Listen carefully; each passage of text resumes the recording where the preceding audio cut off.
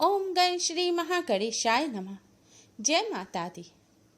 24-25 अक्टूबर दुर्गा अष्टमी महानवमी का पर्व। किसी भी कन्या को दे दें यह एक चीज, चमक जाएगा आपका भाग्य।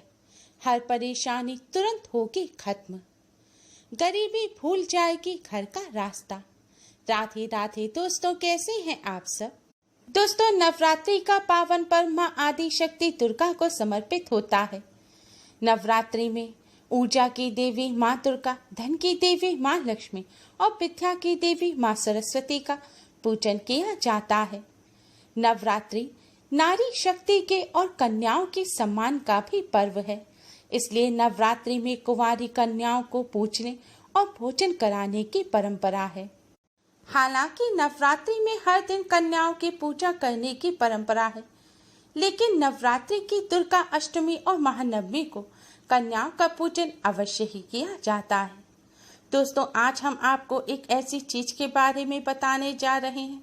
अगर यह छोटी सी वस्तु आपने नवरात्रि के महाअष्टमी या महानवमी के दिन किसी छोटी कन्या को उपहार में दे दी, तो माता रानी की कृपा से आपके जीवन में छाए संकटों के बादल दूर हो जाएंगे, पापों से मुक्ति मिलेगी, साथ ही सुख समृद्धि और सौभाग्य की प्राप्ति होगी। माता रानी की कृपा से बड़ी से बड़ी परेशानी दूर हो जाएगी, आपका भाग्य चमक जाएगा। दोस्तों, इस बार दुर्गा अष्टमी का पर्व 24 अक्टूबर को मनाया जाएगा और महानवमी का पर्व भी 24 अक्टूबर को ही मनाया जाएगा। हालांकि महानवमी 25 अक्टूबर की सुबह 7:41 तक भी है। 25 अक्टूबर की सुबह 7:41 तक भी आप महानवमी पर्व पर माता रानी का पूजन कर कन्या पूजन कर सकते हैं। दोस्तों, नवरात्रि में आने वाली अष्टमी को महाअष्टमी और दुर्गा अष्टमी के नाम से जाना जाता है। इस दिन माँ महागौरी का पूजन किया जाता है। माता महागौरी की आराधना करने से व्यक्ति को सौभाग्य की प्राप्ति होती है, साथ ही सुख समृद्धि में भी कोई कमी नहीं आती। महाअष्टमी के दिन कन्या पूजन करने से माँ महागौरी की असीम कृपा प्राप्त होती है। कन्याओं को माँ दुर्गा का साक्षात स्वरूप माना जाता है और नवरात्रि की महानवमी के दिन माँ सिद्धिदात्री की पूजा करने का विधान है। माँ सिद्धिदात्री अपने भक्तों को समस्त प्रकार के सिद्धियाँ प्रदान करती हैं। इतना ही नहीं, माँ सिद्धिदात्री शोक, रोग एवं भय से मुक्ति देती हैं। सिद्धियों की प्राप्ति के लिए मनुष्य ही नहीं, देव, गंधर्व, असुर, ऋषि आदि सभी इनकी पूजा करते हैं। भगवान शिव भी इनके आराधक हैं। महानवमी के दिन माँ सिद्धिदात्री की पूजा करने के बाद कन्याओं का पूजन करने से माँ सिद्धिदात्री की कृपा से यश, बल और धन की प्राप्ति होती है। दोस्तों, नवरात्रि में कन्या पूजन को सबसे ज्यादा महत्वपूर्ण माना जाता है। जो भक्त नवरात्रि के व्रत भी नहीं रख पाते हैं, उन्हें भी कन्या पूजन अवश्य ही करना चाहिए। कन्या पूजन के बिना व्रत और पूजन का पूर्ण फल प्राप्त नहीं होता। नवरात्रि पर कन्या पूजन करने से माँ प्रसन्न होती हैं और अपने भक्तों की हर इच्छा को पूर्ण करती हैं। शास्त्रों के अनुसार कन्या पूजन से सुख, शांति और मोक्ष की प्राप्ति होती है। जो भी भक्त माँ की कृपा प्राप्त करना चाहते हैं, उन्हें नवरात्रि की अष्टमी और नवमी पर कन्या पूजन अवश्य ही करना चाहिए। नवरात्रि में 9 कन्याओं को भोजन करवाना चाहिए, क्योंकि 9 कन्याओं को देवी दुर्गा के 9 स्वरूपों का प्रतीक माना जाता है। कन्याओं के साथ एक बालक को भी भोजन करवाना चाहिए, क्योंकि बालक को बटु भैरव का प्रतीक माना जाता है। माँ के साथ भैरव की पूजा आवश्यक मानी गई है। 2 वर्ष से लेकर 10 वर्ष तक की आयु की कन्याओं का कंजक पूजन करना चाहिए। कन्याओं को घर में पधारने पर उन्हें देवी स्वरूप मानकर सम्मान पूर्वक आसन पर बिठाकर उनके पैर धुलवाने चाहिए। उसके बाद कुमकुम से तिलक करें, लाल रंग की चुनरी उड़ाएं, माता रानी का ध्यान करते हुए पूजन करें और जो भोजन आपने प्रसाद स्वरूप बनाया है, उसे माता रानी को अर्पित करने के पश्चात कन्याओं को खिलाएं। भोजन कराने के बाद आप कन्याओं को उपहार अवश्य ही दें और पैर छूकर उनका आशीर्वाद लें। दोस्तों, अगर आप किसी कारणवश कन्या पूजन नहीं कर पा रहे हैं तो भी आप नवरात्रि में किसी कन्या को यह एक छोटी सी चीज अवश्य ही दे दें। इससे आपको माता रानी का भरपूर आशीर्वाद प्राप्त होगा। माता रानी को खुश करने के लिए और माता रानी की कृपा प्राप्त करने के लिए सबसे पहले आप एक लाल रंग की चुनरी लें और इस चुनरी को माता रानी के सामने बिछाकर रख दें। अब इस लाल रंग की चुनरी में आप कोई मौसमी फल रख दें।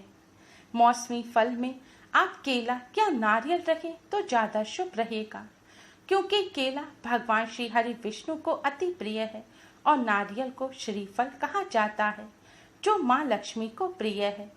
दोस्तों, चुनरी में फल रखने के बाद आप इस चुनरी को अपने दोनों हाथों में लेकर माता रानी के सामने हाथ फैलाकर खड़े हो जाएं और आपकी जो भी मनोकामना है वह माता रानी के समक्ष रखें।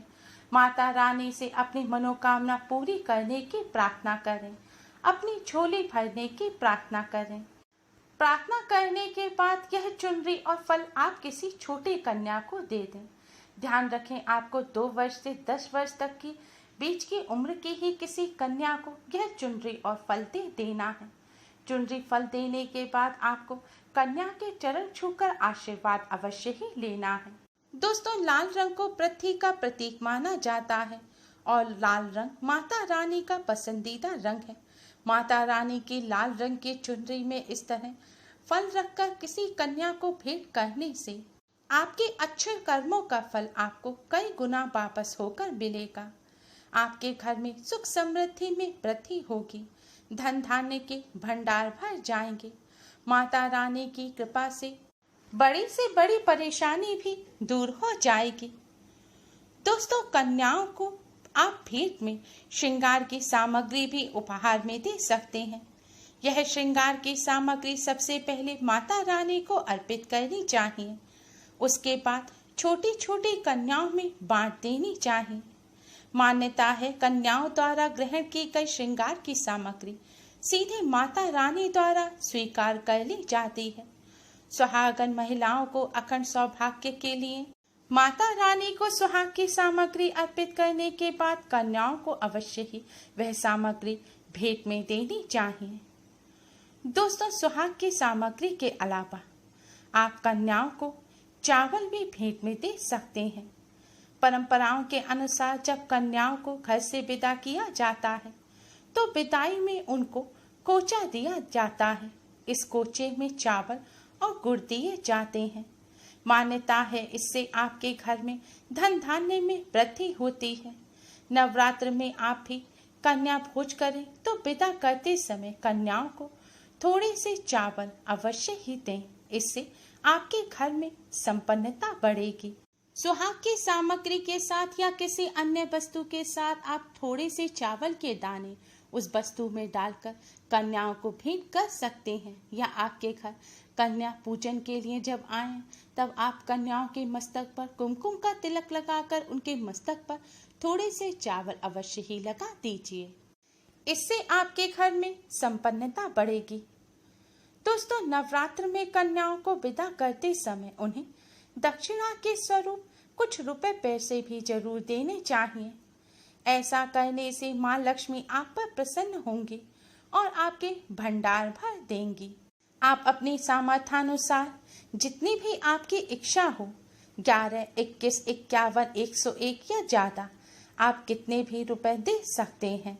दोस्तों, कन्याओं को उपहार देते समय वैसे तो आप कुछ भी वस्तु उन्हें उपहार स्वरूप भेंट में दे सकते हैं, लेकिन कन्याओं को वह वस्तु उपहार में अवश्य ही देनी चाहिए जिनका वह लंबे समय तक इस्तेमाल कर सके। आपके दिए हुए उपहार का कन्या जितने लंबे समय तक इस्तेमाल कर पाएंगी उतने ही शुभ फल आपको प्राप्त होंगे। इसलिए आप कन्याओं को उपहार में शिक्षण की सामग्री, किताब, पेन, पेंसिल आदि भी दे सकते हैं। आप कन्याओं को वस्त्र भी दे सकते हैं, लेकिन ध्यान रखें काले, नीले या ब्राउन कलर के वस्त्र कन्याओं को ना दें। कन्याओं को हमेशा शुभ रंग के ही वस्त्र दें। दोस्तों, कन्याओं को कुछ भी उपहार देते समय आप कन्याओं को माता रानी का स्वरूप मानकर ही उपहार दें और उपहार देने के बाद कन्याओं के चरण अवश्य ही छुएं और उनसे आशीर्वाद लें। इससे आपको माता रानी की कृपा प्राप्त होगी और हर परेशानी से छुटकारा मिल जाएगा। उम्मीद है आपको हमारी ये वीडियो पसंद आई होगी। प्लीज़ लाइक करें, हमारे इस वीडियो को अपने फ्रेंड्स और रिश्तेदारों में ज़्यादा से ज़्यादा शेयर करें जिससे वह भी इसका लाभ उठा सकें।